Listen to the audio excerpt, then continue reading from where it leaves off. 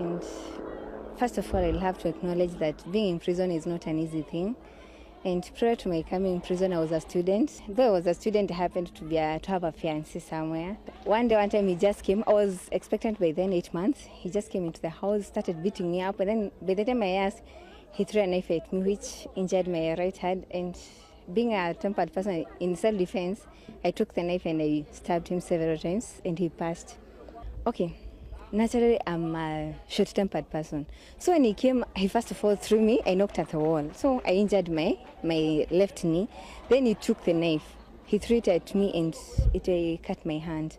So I was like, Kwani, this guy want to marry me or what is up? So I just took the knife in self-defense because actually he was strangling me by then. And I stabbed him, first of all here.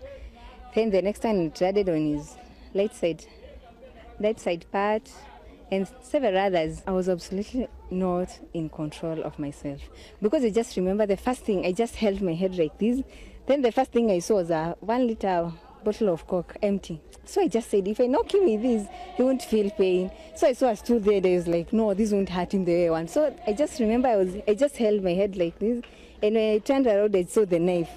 And I don't remember whether I closed my eyes but I just remember I saw something dark. And that's when I took the knife and I stabbed him several times.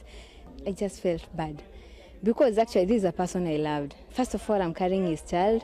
So that means the child that I'm carrying will never live to see his biological father. And it hurts me up to date. But once I came here, at first I was very, very, very bitter. So my first reaction was like, okay, I just pray to God that I go home and I'm going to revenge.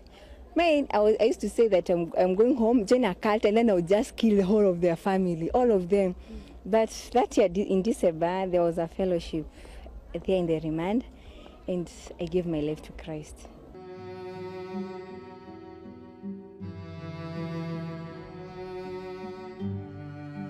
First of all, the capital remand is we are feared.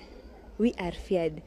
And you're going somewhere and then, like, for instance, in court, I'm going to court. And then everybody is like, oh, she's a capital remandee. So imagine I'm going to court and there's an warden behind me holding a gun. Then you're like, God, what's up?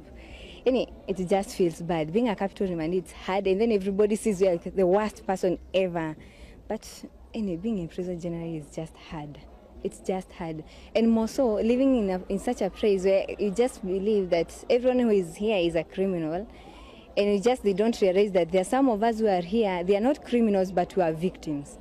Like myself, I do not consider myself as a criminal, I consider myself as a victim. Because that was the day that I just believed that were it not for God, I would have died that very same day. Okay, I'm motivated by the fact knowing that the circumstances that I'm facing today, the situation that I am in today, it's not permanent. I just take it as a phase of life, of which I have to pass through and then just be a new person.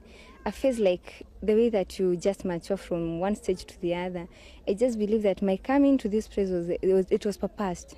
It was not incidental or accidentally, it was purposed by God himself. Because I've learned so much here, and I just believe that soon I'll be a free person. And what makes me happy is that today I'm imprisoned here, but my spirit is free. That's all. I got a friend. She works with Faraja. She's Christine Odero. She has been afraid and afraid indeed. She teaches me the word of God, has helped me step out of denial, to accept everything, not to fix myself, but to face the realities of life which comes my way. She has helped me, but now I was like, oh no, Christine, now you're telling me that I have to grow spiritually. How? Then she said, just choose a church. Just choose a church, the one that will. Okay, the first baptism I was there, then I was like, no, I don't want to be baptized. Let me just pray about the whole thing. Then the second time I just said, no, I won't go there. Let me just pray. Just pray for the right time to come. And I just believe today was the right day for me to be baptized. And I believe God has a plan and a purpose for my life, because I believe right now, I'm sure if Jesus comes right now, I would go to heaven. I would just believe that I would go to heaven. And I believe, though the going has been rough, I just believe that from now onwards I'll be able to help people just like I do. I teach people every Friday in the evening, in the afternoon. We have a CU meeting where we gather with people. I teach them the word of God, and I have seen many give their lives to Christ. Yani, become new people. And you see someone has changed. But the thing that I'm struggling with right now, they're afraid of minds. I love them so much. And this is a prayer request I'm pressing before each and every one of you. I have friends, and they're so young, 20 years and below. We are with them, capital remandees, but they're drug addicts. I'm trying to help them realize that the more you use the drugs, it doesn't help you solve the problem. Actually, it postpones the problem. You'll never get a solution by the same.